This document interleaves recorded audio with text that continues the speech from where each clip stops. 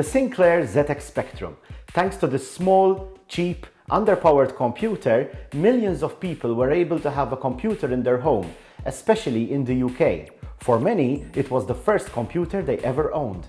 I can only wonder how many people got their start in computing, programming, video gaming, or just office computer use from this little machine we're talking about today.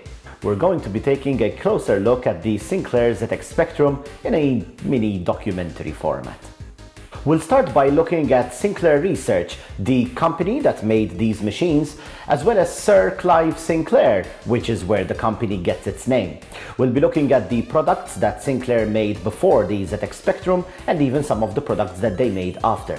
We'll also be comparing the Spectrum to its contemporaries of the time, computers like the Commodore 64 and the Amstrad CPC 464. We'll then get a bit technical, looking at the hardware specifications of the Spectrum as well as some of the software that comes with it. We're also going to be ending with a demo of my beloved ZX Spectrum, where I'm going to show you how software was loaded onto the computer back in the 80s, as well as how the basic programming environment worked basically.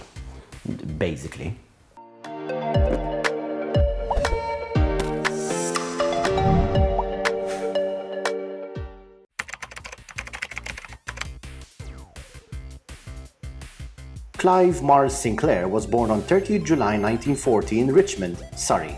Sinclair's father and grandfather were both engineers, and from an early age Clive showed interest in continuing the family profession, designing a submarine by age 14. Sinclair described himself as having little interest in sports and found himself out of place at school with the other kids. Instead, he preferred the company of adults, which he primarily got from his family. During his early years, Sinclair started earning money mowing lawns and washing up, making more money than your typical cafe staff at the time. Now, this isn't a documentary about Clive Sinclair. Honestly, that deserves a video on its own. However, suffice it to say that he wasn't just an engineer. He was also an entrepreneur and a communicator, having published several books by age 21. Sinclair founded his first company in 1961, Sinclair Radionics, selling various electronics kits and designs. In 1973, Sinclair formed another company called Ablesdale Ltd, which eventually became Science of Cambridge Ltd in 1977. The company sold microcomputer kits.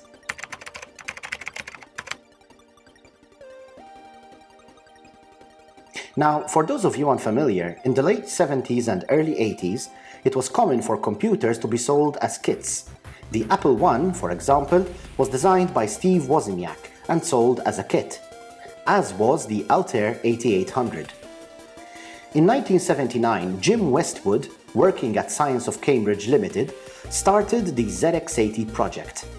The ZX80 was notable for being the first computer available in the UK which sold for less than £100, selling in kit form for $79.95 and for $99.95 pre-assembled. Designed around the Z80 processor, a central processing unit from California-based startup Zilog, the machine had a plastic case, no sound output, a one-piece membrane keyboard, and black and white graphics, which couldn't be displayed on screen whilst the machine was processing input. So every time you typed something, the display would flicker. Nevertheless, the fact that the system could run basic programs and was so cheap led to Sinclair selling around 50,000 units, resulting in the UK becoming the world leader in home computer ownership in the 1980s. Later, in 1979, Science of Cambridge was renamed to Sinclair Computers Limited.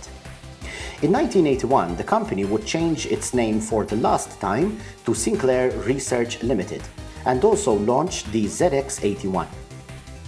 The ZX81, successor to the ZX80, featured RAM expandable to 32 kilobytes, more ROM, a better case, no display flickering, and, crucially, an even lower price. The ZX81 sold for $49.95 in kit form and $69.95 pre-assembled. The ZX81 was a huge success, selling a total of 1.5 million units in its lifetime. Also in 1981, Timex Group, a Dutch watchmaking company, acquired the rights to manufacture and market Sinclair's computers in the United States, sold under the Timex Sinclair brand. In 1982, Sinclair Research released its most successful product and the subject of this mini-documentary, the ZX Spectrum.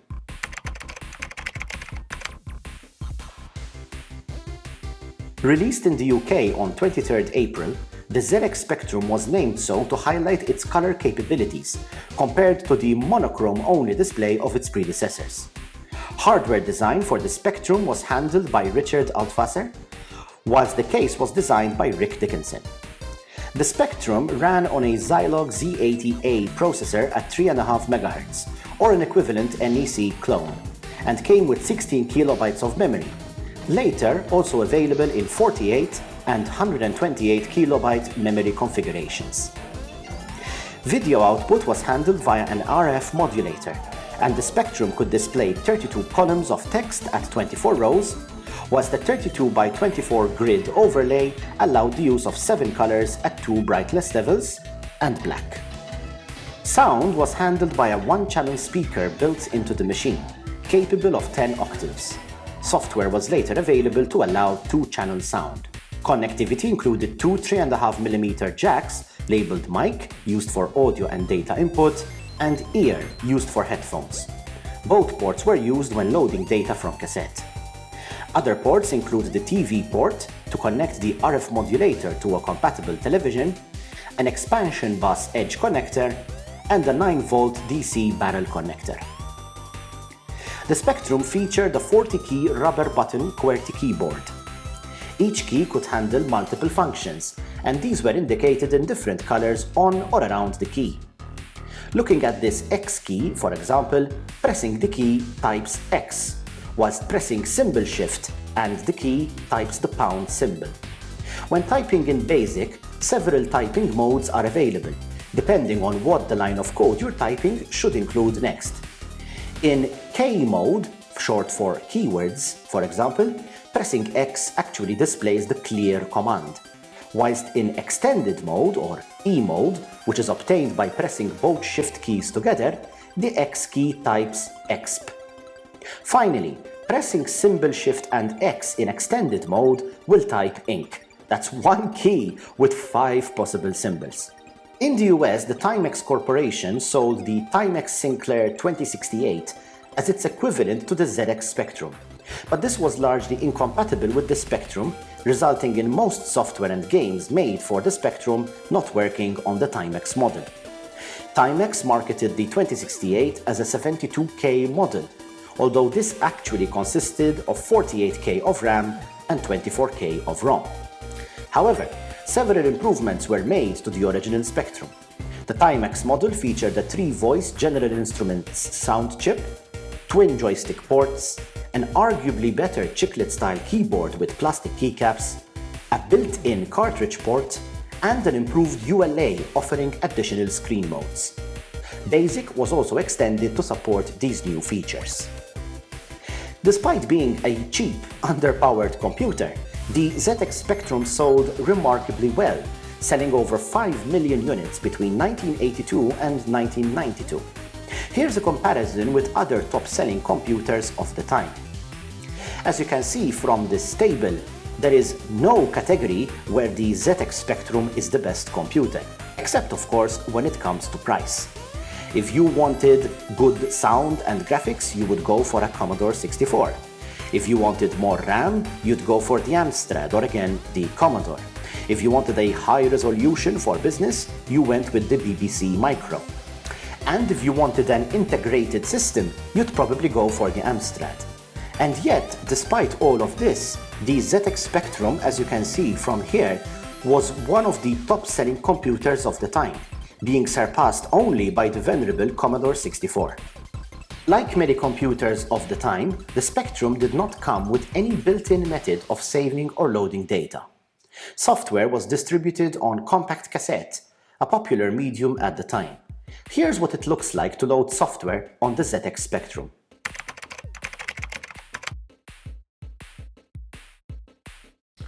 Most software for the ZX Spectrum was distributed on cassette form. Yeah, that's right. The same type of audio cassette you may be familiar with from when you were a kid or that you've seen your parents use.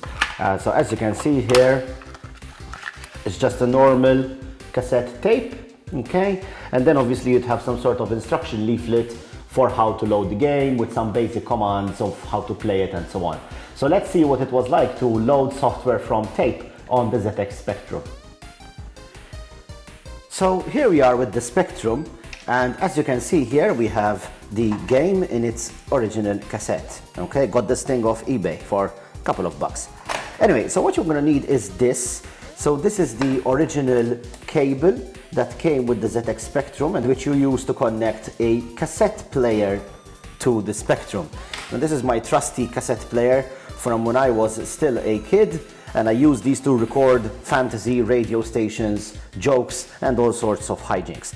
Anyway, so what you'll need to do is, if we look at the ports on the Spectrum, you'll see that there is an ear port and a mic port.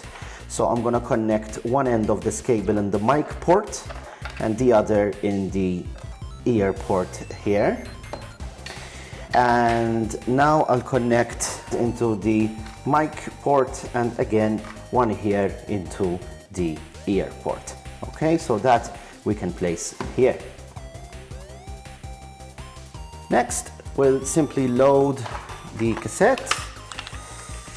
So, let's see here. This goes this way. And what we'll need to do now is also make sure that the volume is turned up. So that's the speed. This thing doesn't seem to be inserted, right? Okay. So let's see. Yeah, there's the volume knob there. I'll need to make sure that that's set correctly.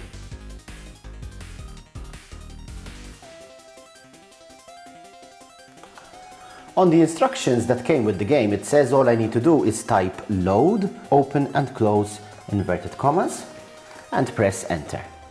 Okay, and now we'll press play on the cassette recorder. And as you can see, something starts to happen here. This is entirely normal. As you can see, program Boulder 1. And this is actually the loading screen.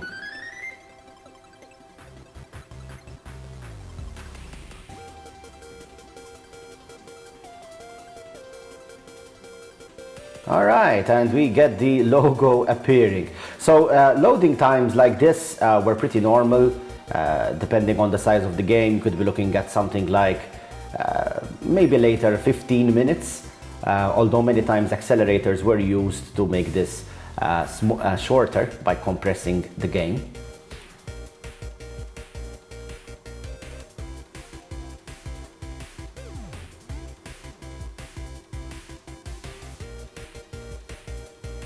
Okay, and the game has finally loaded. So as you can see, I can now choose between different types of joysticks as well as the keyboard, and you might have heard there the tape drive just stopped. Okay, so apparently the controls for keyboard are EF, which are up and down, which is very weird, and MC for left and right. Okay. Press fire to continue, that's N. Okay. So copyright First Star Software 1984. Okay, here we are.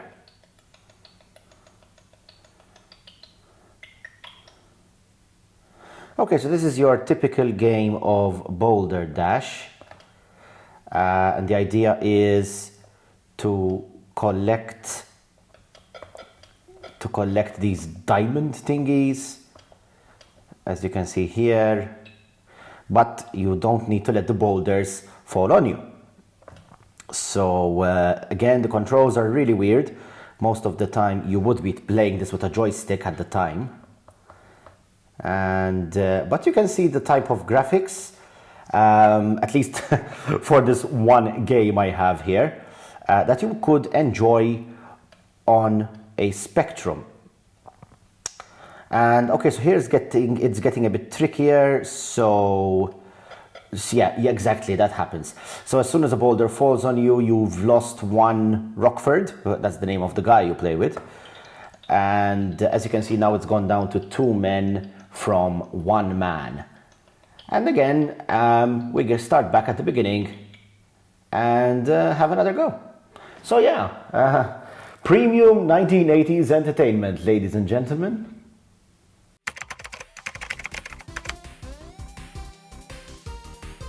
When booting the ZX Spectrum, the user would be presented with a basic prompt and could then start programming. This was very common for computers at the time. Here's a basic program to show this. On turning on the Spectrum, you're greeted with this screen. Not very exciting, but you know, it's functional. And what you're expected to do is give commands or actually start typing basic programs using the basic programming language. So for example, here I can press 10, because you have to give each line a number. And then I can type a command, for example, print, and then I'll say tech guru, enter. And as you can see, that command is accepted up there. And then I'll type another command, 20, and that command will be go to 10, enter. So it's gonna have an infinite loop of printing tech guru. Now to run the program, I type run, enter, and as you can see, the program is scrolling now and it keeps typing tech guru. Okay, so that's a simple program there. Now to stop running the program, I need to press break. Okay, and as you can see, we get back to our program here.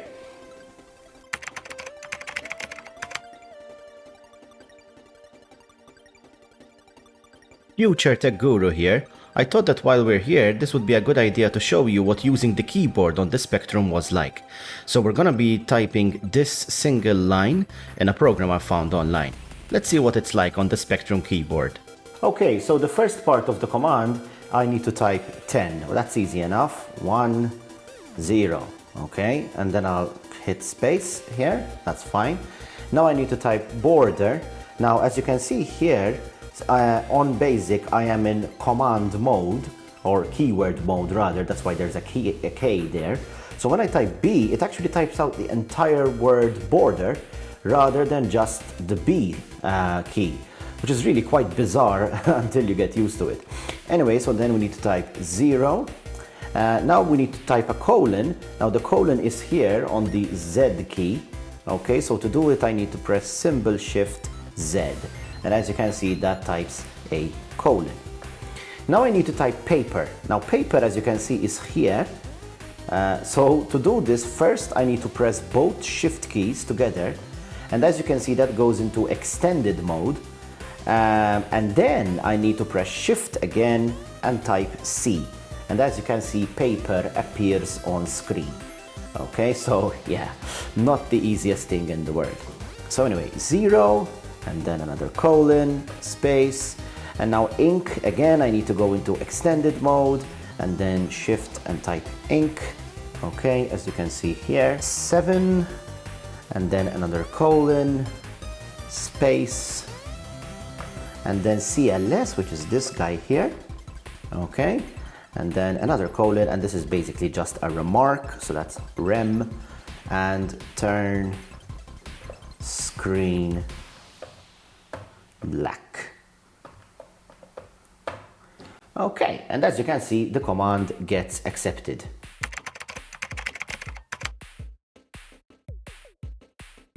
Following the ZX Spectrum, Clive Sinclair became Sir Clive Sinclair, receiving a knighthood for services to industry. He also founded Sinclair Vehicles Ltd to develop electric vehicles, way ahead of his time. But this resulted in the unsuccessful Sinclair C5. Sinclair Research continued to release products including the Sinclair QL, a computer marketed for professional use with a 32-bit architecture, although this was plagued by several delays and reliability problems.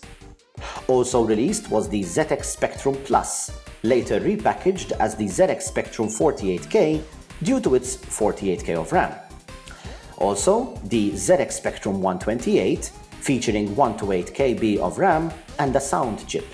Several peripherals were also released, including the ZX printer and even the X1, a miniature, button-sized FM radio.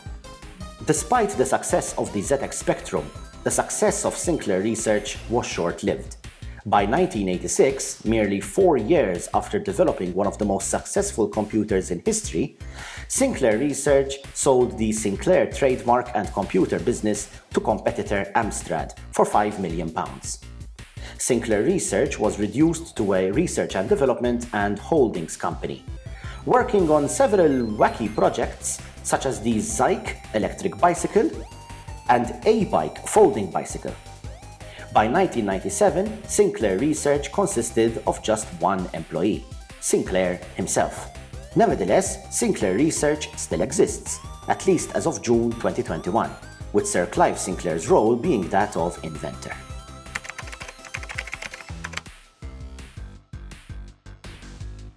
Despite being an underpowered and cheap computer from a relatively small company, the ZX Spectrum was a huge success, selling over 5 million units and introducing millions of those people to their first computing experience.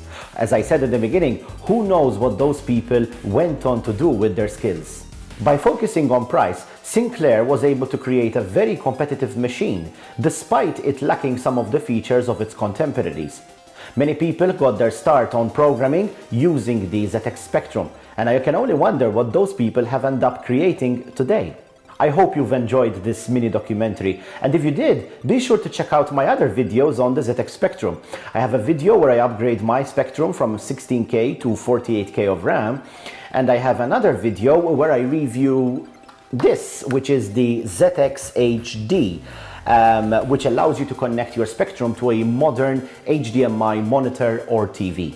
For more retro computing, as well as technology in general, be sure to like and subscribe. It really does help the channel and it helps to keep me motivated. I hope you liked the video, and until the next one, thanks for watching.